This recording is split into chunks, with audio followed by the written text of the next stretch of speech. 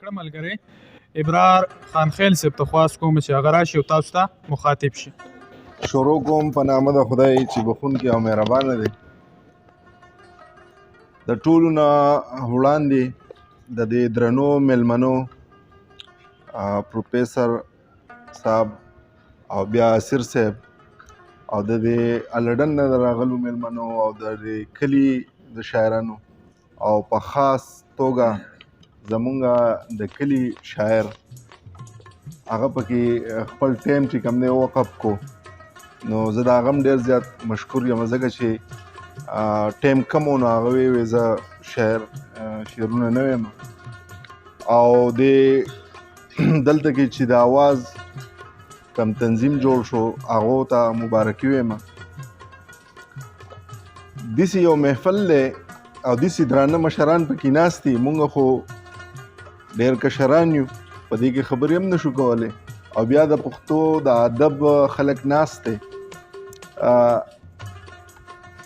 مونږ اکثر په دې سیاسي جلسو کې چې کوم دی د پښتونولۍ خبره کوو، خو چې ستاسو د ماحول ته راګډ شو نو حقیقت ته هغه پښتونولي او هغه پښتو او هغه کلتور او هغه دستور او هغه درستخان د پښتنو هغه راته ښکاره شي، دا راته عینه شي، دا به مونږ اورېده چې دا پښتانه شاعران دا سترګې دي، خو نن هم هغه سترګې چې کوم دی نو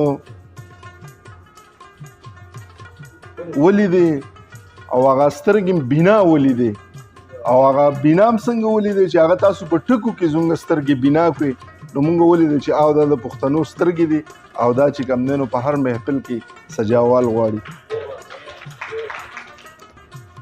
دا خبرې کومه خو ما هسې دلته کې راغلی وم او بیا مې ستاسو دا ستړي ولیده، نو ما وی یاره دا شاعران خو لکه که سیاسي کس نو هغه ځان له یو غرض راغستی، بس ځان له چې کوم دی نو په پالټۍ کې ګرځي چې یاره زه پکې یو مقام ته ورسم او سلالچي. خو دا د پښتنو داسې خلک دی چې یاره د لندن نه یو سړی راځي او د تانې نه راځي او د هغې ترغاو نه راځي او خپلې کرایانې لګي او خپل ټایم ورکوي د پښتو د ژبې له ورکوي. نو ما وی چې د دې چې دا خرچه زه به ستاسو د تنظیم کم خزانچي چې دی نو هغه ته به د خپل طرفه 10,000 روپۍ ورکړم چې هغه پې د خپل د چیو پروګرام وکړي. زه ډېرې خبرې کول نه غواړم، اسیر صاحب ناست دی او زموږ مشر دی هغه به خبرې شعرونه وایي، خو زه دا یوه خبره کوم چې تاسو ته زما دا خواست دی چې په ستاسو په ماحول کې د ګرځېدو ډېر زیات کمی دی. تاسو شاعري کوئ او د پښتو شاعري کوئ او یو ټکی راچوتوئ، خو ستاسو په معاشره کې د ګرځېدو ډېر زیات کمی دی. څنګه کمی دی؟ په جومات کې تاسو خبرې نه کوئ، جومات هم صرف مولا ته پرېښودی دی نه، په جومات کې به د پښتو د روایات چې کم دی نو دا ګوره مونږ مولا ته پرېښودی، مولا پکې صرف خپله مشروطي خرڅوي. پکار دا ده چې دا مشران دا شاعران دا پکې د پښتنو هغه خبرې وکړي چې کم پښتنو له په معاشره کې پکار دي، کم پښتانه راچوتوي، کم پښتانه کوي. نن سبا مونږ ټول له پنجابیانو پیښې کوو، ولې کوو؟ زمونږ د جومات نه هغه خبره وتې ده، زمونږ د حجرو نه هغه خبره وتې ده، زمونږ د کورونو نه هغه خبره وتې ده. پهله زه ځان ته ویم زه چې کله ماشوم داخلوم نو زه کوشش دا کوم یاره چې د انګلیش ښه زده کړي. مونږ له د پښتو کتاب نه الو نو ته د خپل اتل کتاب هلکه زمونږ د پښتو څه نن سبا څه اتلان دي خفه نه شئ، خو هغه بوډاګي چې کوم دی نن سبا زموږ هیرو دی، بوډاګي زموږ هیرو دی. ښه یا څوک چې کوم دی پرمان کسکر دی زموږ هیروګان دي، یا داسې خلک زموږ هیروګان دي چې هغه په پښتو پسې او په پښتون پسې خاندي، خو دا خلک چا راچوت نه کړه او دا د دې خلکو ګناه نه ده، دا به زه تاسو ویم دا ستاسو خپله ګناه ده چې تاسو په ماحولونو کې نه شریکېږئ. تاسو راشئ په هغې ماحولونو کې شریک شئ. لکه زه به تاسو ته دا ووایم چې زموږ په سکولونو کې پروګرامونه کېږي، خو شاعر پکې ډېر کم راغواړي، د پښتو شاعر پکې مزاحیه پکې ډېر راغواړي، خو د پښتو شاعر پکې ډېر کم زموږ د سټیج پروګرامونه کېږي، شاعر پکې ډېر کم راغواړي چې کم پښتنو ته د پښتو لارې ښیي هغه کسان په ډېر کم راغواړي. نو بانګ وایي زه به د خپلې خبرې له کوټې کمې والم لکه زما په اړه باندې ډېرې خبرې چې زه ستاسو سره شیر کړم د هغې وجه دا ده چې زه هم د پښتو پرچار کوم. زه هم د باچا خان به مونږ ته څه وایي باچا خان خو به مونږ ته دا نه دي ویلي که نه چې تاسو د چا نه جیبونه ووایي. تاسو د باچا خان مثالونه په شعرونو کې ورکوئ که نه مونږ یې په جلسو کې ورکو چې وایي باچا خان بدلو د بل به چې کم دی اجره جارو کوله. ولې به یې جارو کوله؟ ولې هغه پردی نوکر و؟ دا خو به ځان له نوکران ګرځېده.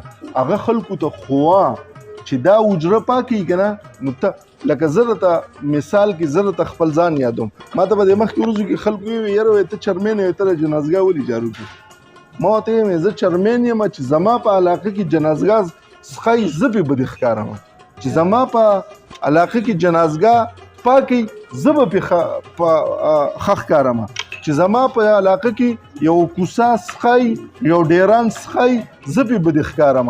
پکار دا ده د دې دپاره خلکو مشران کړي نه یو. ما زه دې چې کوم دی نو په کرسۍ باندې ناست یم ما ته دې چېرته په سټیج باندې ځای راشي زه د دې دپاره یم چې په دې علاقه کې لښتې څښی نو ما ته به وینا کېږي زه به هغه لښتې پاکوم. ما له خلکو د دې لپاره اوټ راکړی دی ما له خلکو د دې لپاره اوټ راکړی دی چې بھائی زما په علاقه کې کوم داسې کار کېږي چې د هغې نه معاشرې ته نقصان دی. ماشومانو له خلک چرس ورکوي سرګټ ورکوي زه به د هغې مخنیوی کوم. زه چې نشم کولی بیا به زه کور کېنم. ما له خلکو د دې لپاره اوټ راکړی ما له خلکو د دې لپاره اوټ راکړی دی چې زما په علاقه کې څونه هم مسلې دي لکه څه مسله ده زما په علاقه کې د ټرانسفارمر مسله ده زما په علاقه کې چې کم دی نو خلکو ته د اوبو مسله ده. نو دا نه ده چې زه به کور ناست یم زه به د هغې سړي سره ځم هغه سړی به زه کور کې نوم او زه به له هغه کار کوم. دا ولي چې هغه په ما باندې ټرست کړی دی اعتماد یې را باندې کړی دی. په دې علاقه کې لږ خلک ولاړو دا مونږ چې خوښ کړي د دې لپاره یې خوښ کړي چې مونږ به ستړي کړو مونږ به د پښتنو خدمت کوو. نو باچا خان به همدقه کار کوو همدقه کار به یې کوو چې پردي بچي به یې راوسته هغو ته به یې سبق وی هغه پردي بچي هغه خپل ګڼله خپل هغه پردی اجره هغه خپله ګڼله هغه پردی جومات هغه خپل ګڼو. نو تاسو ته هم دا خواست کوم چې څونه هم زموږ دا ملګري دي نو دا زموږ سره په دې محفلونو کې انوال شئ او په دې زموږ د پښتو په دې څونه هم بیټکونه دي دغه لکه اوس مونږ په دې مخکې ورځو کې یو پروګرام جوړ کړو چې بھائی دا څونه لکه اجرې خو ډېرې زیاتې کمې دي خو په دې میخبند کې په دې پرخیلو کې په دې ډېرو اطرافو کې اجرې شته دی. پکار دا چې یو ماسخوتن پکې پروګرام جوړ شي او د کلي دا شاعران پکې راغونډ شي. نو دې سره ګوره چې دا شاعري خلک واوري که نه دا ډېر د مطلب شاعري ده نو د دې نه ډېر ښه ټکي خلک چوت کړي او په هغې باندې عمل کړي. ستاسو د ټولو ملګرو ډېر زیاته مننه چې ټایم هم راکړو او دې ځای ته م راووښتو. ډېره زیاته شکریه.